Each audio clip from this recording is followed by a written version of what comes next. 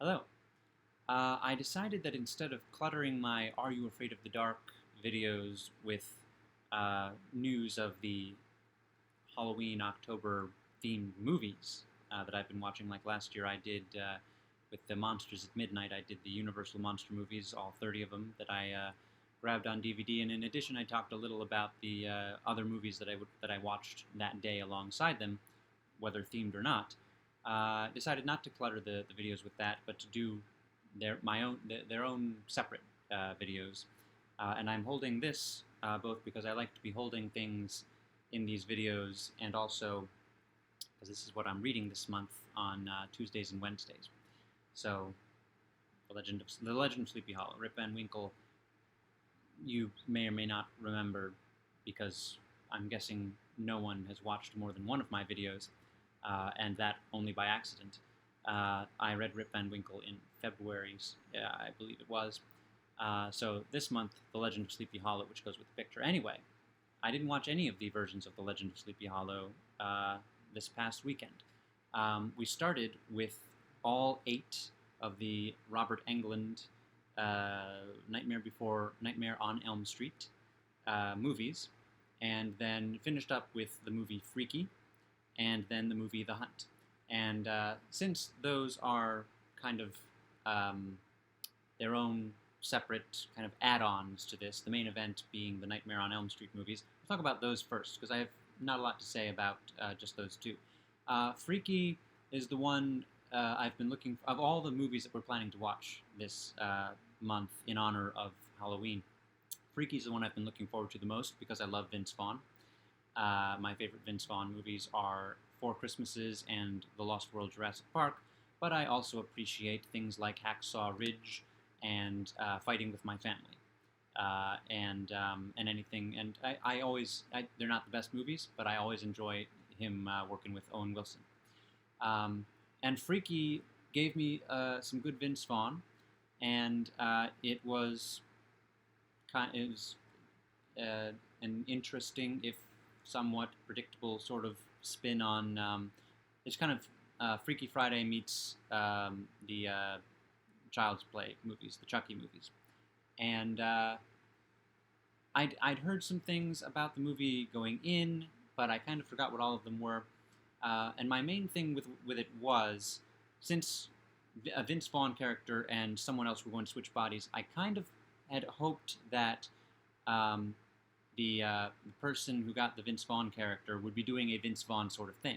But since Vince Vaughn plays a kind of lowly, creepy murderer character in the movie, the character, a teenage girl who gets his personality, just kind of is creepy. And so while I enjoyed Vince Vaughn being Vince Vaughn, I didn't get to enjoy someone else being Vince Vaughn. And who knows if that would have worked, but I think it would have been more enjoyable than what I got. Not that I didn't enjoy it, and I kept thinking, this or that other actor would have taken that role, the role of the teenage girl who has the Vince Vaughn murderer personality inside her body, and just run away with it. And I kept reminding myself, no, the actor's just doing all that they were given to do. That the writers and the director missed that opportunity. So I had a good time. I may or may not watch it again as part of a Vince Vaughn-a-thon, but I thought that it was a missed opportunity. Other characters, pretty much everyone was great. I don't know who any of them were, but it was, and it's worth a look, but maybe only one look. And The Hunt I had seen before, but the malevolent supernatural force I live with had not seen it, and I really wanted her to see it, and she, I think, liked it more than me. And I really like it, but she also is more of a fan of South Park than I am, and which, again, I am a fan of South Park, just not as big a fan as she is. And it's essentially a live-action South Park-ish sort of movie, in that no one comes off unscathed, and it's mostly cheap jokes, but it also has a point, and it's a good point, and the point is semi-clumsily made. amidst all the cheap jokes.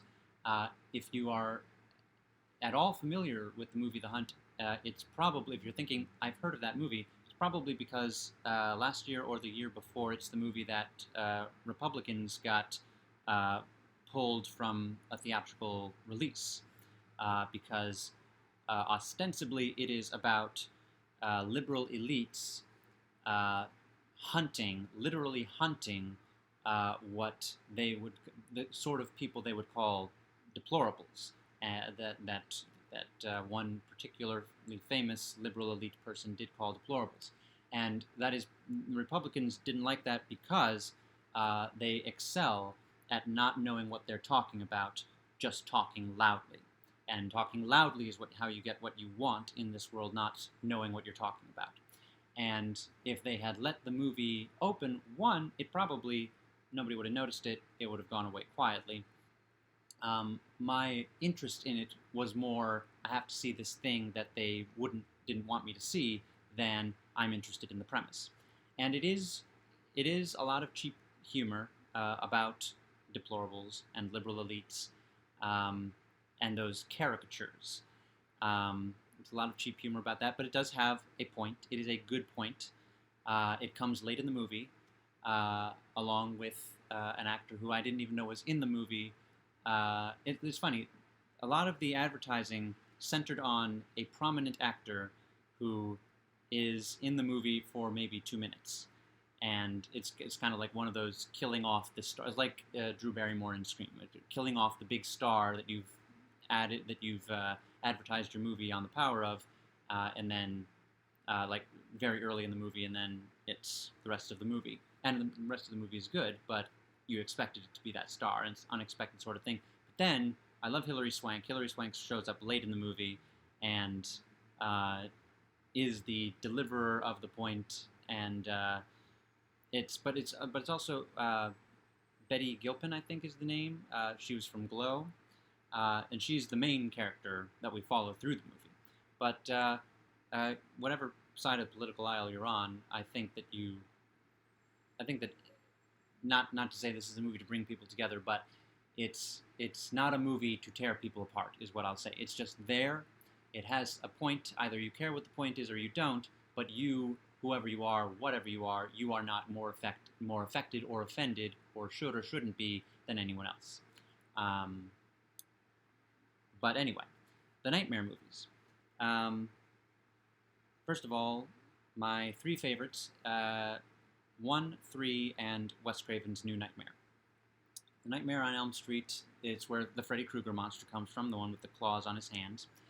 And he is a former living child murderer who turns to dead child murdering, as in he was alive and murdering children, and now he's dead and murdering children by way of getting in their dreams when he's asleep.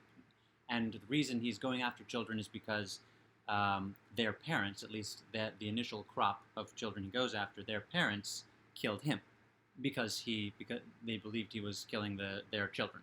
And he was, I guess. I was never too clear on that. I kind of zoned out when that was being explained, and I don't trust the explanations in the other movies.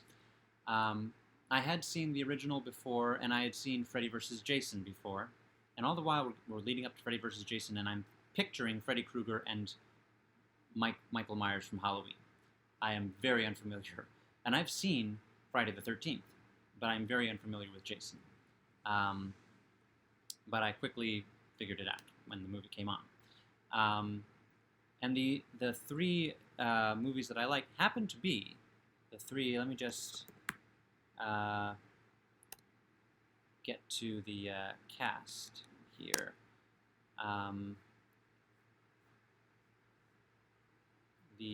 So that I can. Where is it? Dream Warriors. That'll have it. I just want to get the name of the actor right.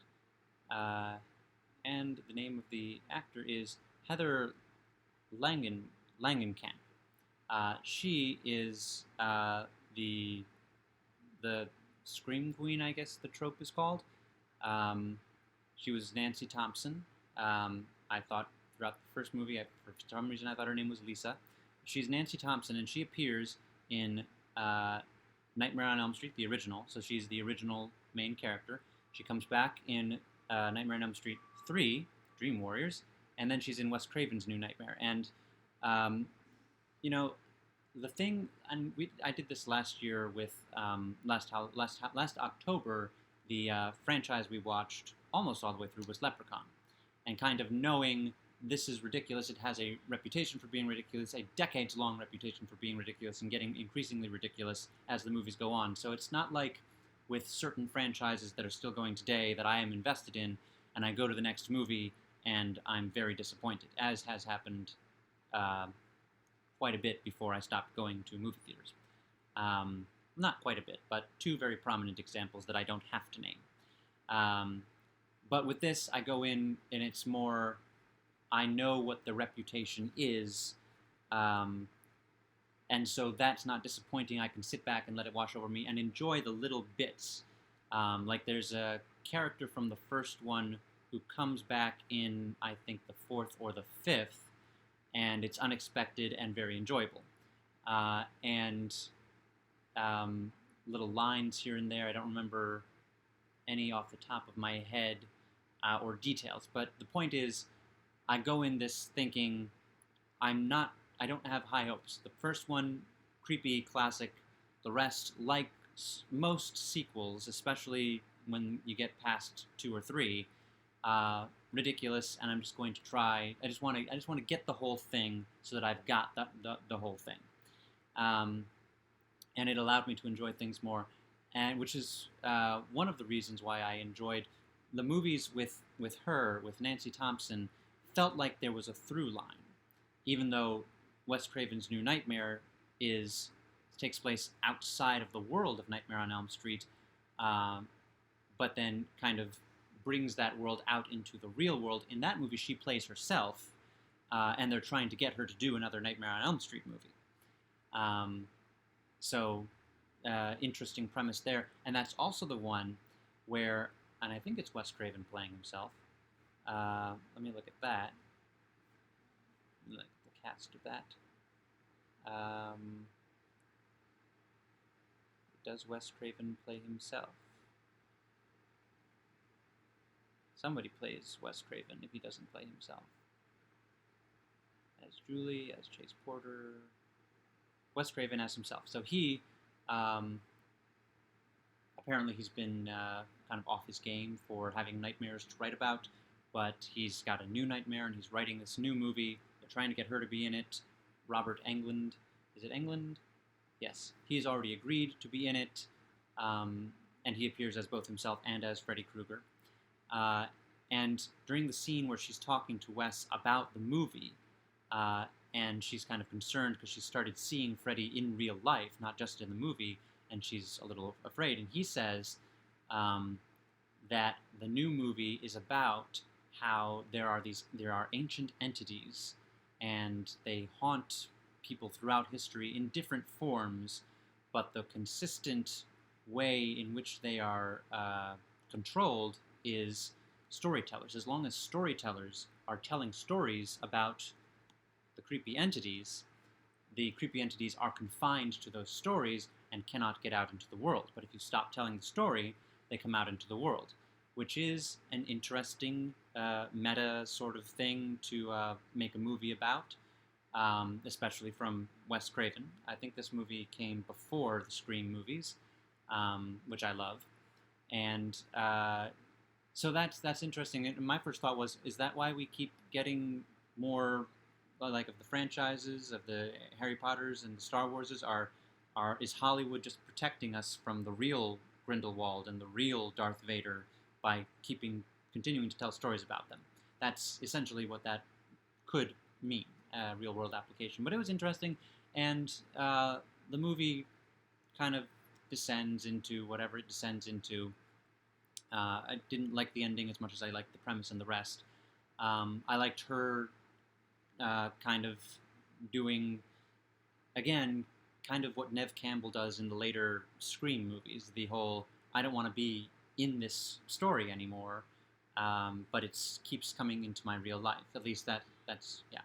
And then in the third one, she's, I guess she's still like a medical student, but she's joins the staff of the psychiatric hospital where a bunch of kids who've been having the Freddy dream are collected because people think they're mentally ill. And then I think it's Freddy versus Jason is where they say that putting kids in the psychiatric home is something that the adults are doing to keep Freddy confined.